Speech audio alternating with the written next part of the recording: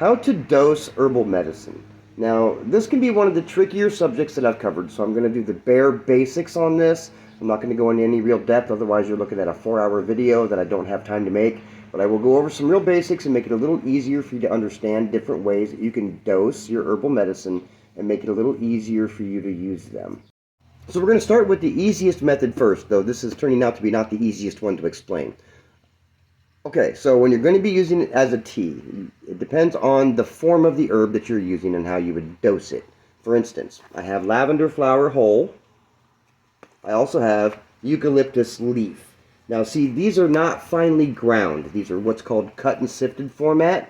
So if I'm going to use cut and sifted herbs to make my tea, I'm going to use 1 level teaspoon per 8 ounces of hot water. Now, if you're on the European system or the metric system, that's going to be just a little bit shy of 250 milliliters.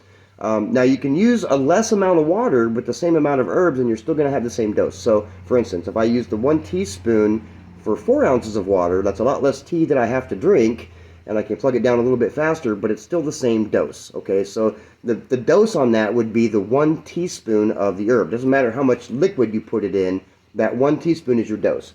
If I'm using a powder, on the other hand, then you're going to want to lessen your dose because this is a lot more surface area available. It's powder, it's a lot more dense. So you're only going to use roughly a half a teaspoon of a powder versus 1 teaspoon of a cut and sifted herb.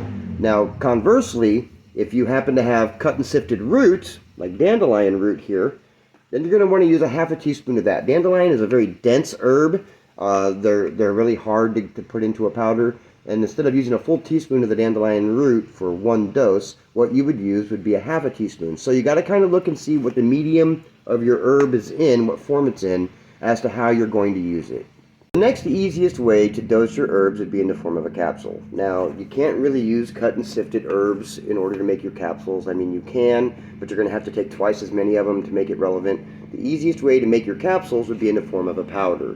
Now, you'd still want to use the same equivalent, so if I'm using a half a teaspoon, that's going to equate out to be roughly 2 of the size 0 capsules per dose. That would be considered your dose. So you get 2 small capsules to be 1 dose, and that's one of the easiest ways to go about dosing for capsules. So the next method that you can use to dose your herbal medicine would be in the form of a tincture, for instance, or an extract. I have Parasite Purge Potion. Now, the dosing on the Parasite Purge Potion is done out by the drop. So you're going to do 10 drops under your tongue is a proper dose.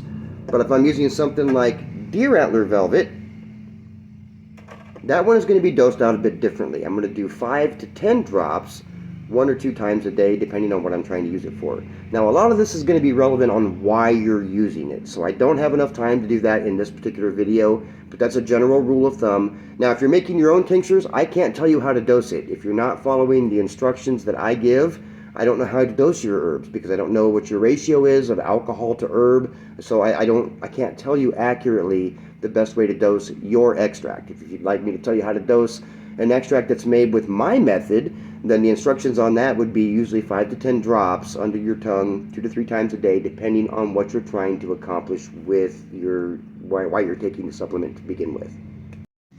Now, the last method is fermentation. Now, to be fair, I can't really give you any information on how to dose your fermented herbs, and I'll tell you why. Because every herb is going to be done a little bit differently. So it's also going to be relevant to the concentration of herbs to water and how you're going to end up using the herbs that's left over. So you could either leave them in the ferment and then take them, as well as, such as like with sauerkraut. But as far as fermentation goes, I'm working on a few videos on how to ferment herbs, but it's really hard to tell you how to dose them because I don't know how you made them. Here's a couple quick resources that I use when I am actually trying to figure out how to dose the herbs that I have. The first one is the Materia Medica Pharmacy and Therapeutics. This is from 1899. This tells you how to dose almost any herb, how to use them, the exact ratios that you need, and this is my go-to. This is a very old book. This was right before Big Pharma took over. Now, there's another book that you can use, and I have it. If you go down my timeline a little bit, it's a book review. This is Principles and Practice of Phytotherapy, or the Principles and Practice of Plant Therapy. This also is a much more updated, like 120 years more updated version of the Materia Medica. This has all the same information in it. If you want to find that, you have to go find the video. I'm not going to put the link in there down there. You can get this on Amazon. It costs about 80 bucks. It's a pretty expensive herb book. However, if you're trying to figure out how to properly dose your herbs, that's certainly well worth the investment. So I really hope that I was fairly clear on how to go about dosing your herbs, at least as much as I could be in a very short video. If you'd like to see a more extended version, this would be something I would have to put over on my YouTube channel, and it would be very extensive and lengthy. So I'm not sure that I would necessarily be willing to do that right now. But if I didn't answer any of your questions, feel free to put them down in the comments. Now, all the herbs and the extracts that I showed, they're all available over on my Etsy store, so feel free to pop on over there. And if you'd like to get a discount, a 10% discount, consider becoming a patron on my Patreon page.